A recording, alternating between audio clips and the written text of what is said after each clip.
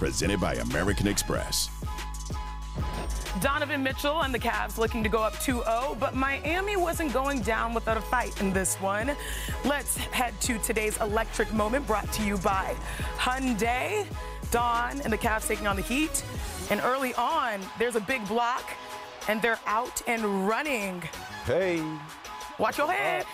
Remember, he did win a dunk contest one time. He did. That is true. Second quarter, Mitchell finds DeAndre Hunter, who knocks down the triple. Cavs lead 36-30.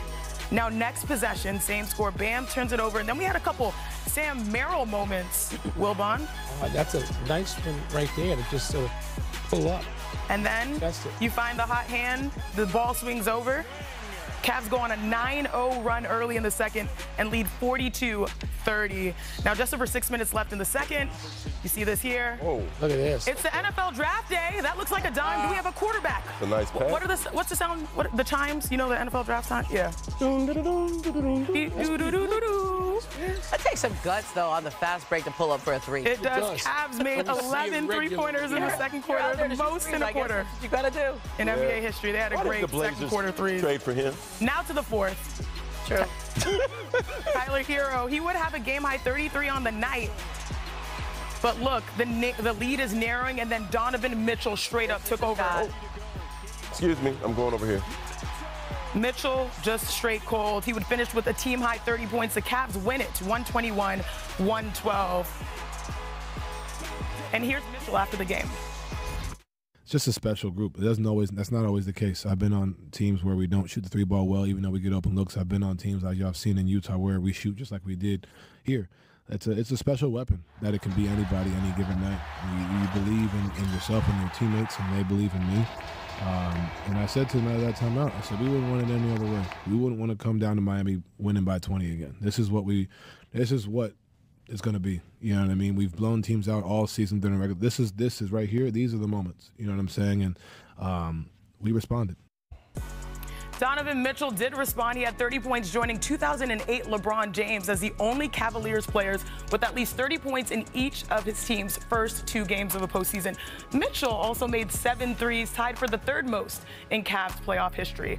Now, Don has performed at a high level in the playoffs for a long time for multiple teams. But why does it feel, Mark, that this time is different?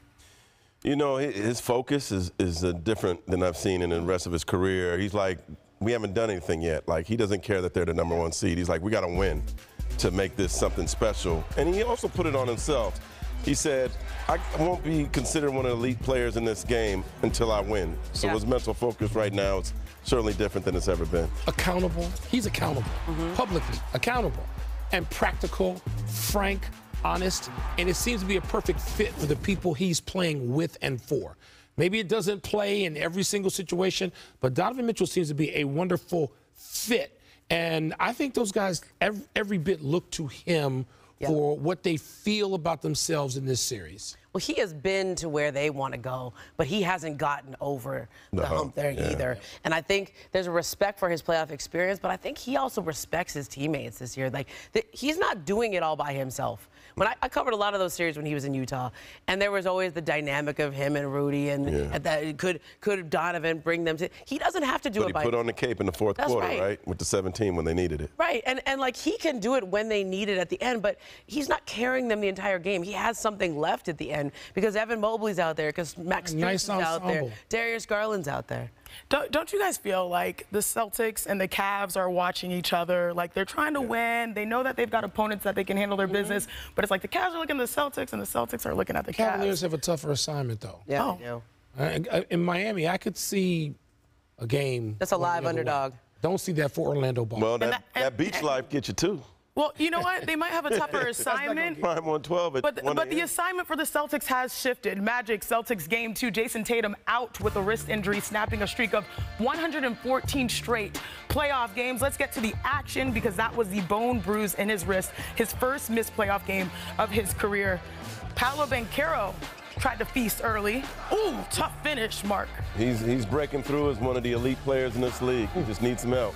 Yep, third quarter, though, Celtics only up 1. Jaylen Brown had himself a night. He did, and you wonder, how does he feel? We're talking about you know, physically what people are up to. Jaylen Brown looked pretty close to himself, what? Yeah. 75, 80% of his best self? And that's still an all-star, probably. 13 points in the quarter, 5 for 5 as the Celtics went up 64. But look, this moment right here was talking about a night where the NBA was the WWE. Porzingis had the blood dripping on his face. He would head to the locker room. He was issued the opponent of flagrant 1, and then he checks back, and he is a fan favorite in Boston for moments like this. Derek White pulls up for the 3, knocks it down. 17 points by Derek White. Celtics up, and then obviously Brown again, just cooking. Cooking. This is why you can sit Jason Tatum and not have to worry and tell him, no, you're taking it out of your hands. You're sitting. Brown, 36 points, 10 rebounds, 5 assists. Celtics win 109-100. Hey, Coach Mazzulla, what are your thoughts on Porzingis' injury? I love watching him. I like watching him bleed on the court. I think it's important. And then he comes back in and does his job. We're not gonna let anybody punk us. And we expect teams to be doing this kind of stuff, to get in our heads, to try to provoke us, maybe get some reaction out of us, some technical, maybe something. It's an emotional game, obviously. So we're just not gonna take it. So it's gonna, we're gonna hit them right back. That quote by Coach Mazzulla. So good.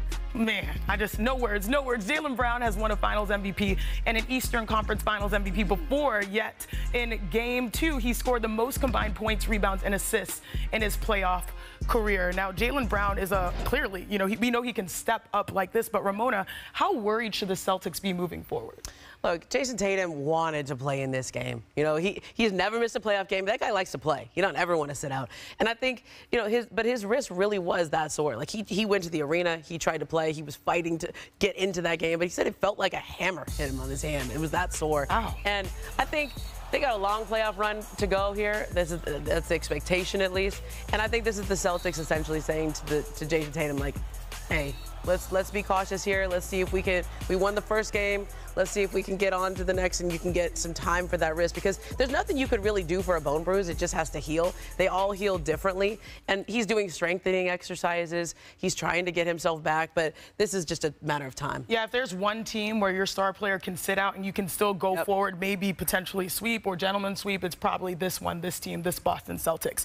But speaking of staying in the East, coming up on NBA Today, the playoffs are back in Detroit. We're breaking down how the Pistons can steal the first round series from the Knicks. And it is award time. We'll tell you why tonight's Defensive Player of the Year trophy will have major repercussions across the entire association. Plus, there's a Hall of Fame-worthy battle in the West. Who needs to win more in LA? Nikola Jokic or Kawhi Leonard? NBA Today. We'll be right back.